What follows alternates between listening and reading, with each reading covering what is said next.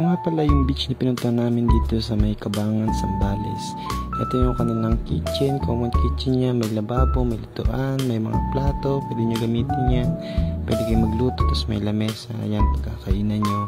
Tapos ito naman yung kanilang CR, may pambabae at may panlalaki. Ayan, malakas ang tubig dyan, may shower at may bidet, malinis. Ayan, ito yung sa babae, napakaganda. Tapos yung kanilang kwarto, ito pantupak yan, dyan kami nag-room.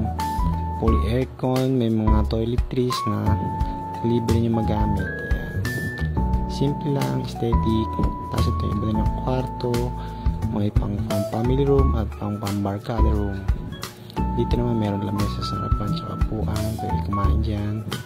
Tapos dito naman sa may labas, meron pa kayo malawak na lamesa at meron ding ihawan. Pwede kayo mag-ihaw dyan kung gusto nyo, pwede mag-ihawan dyan. Paglabas nyo naman, meron itong malawak na beach. Kitang-kita nyo naman. Tapos dito, pwede kayo mag-duni dyan, picture-picture. Yung buhangin nila, pinong-pino. Ayan, no? Ganda. Dito lang yan sa Balay J. Bye-bye. Punta na kayo.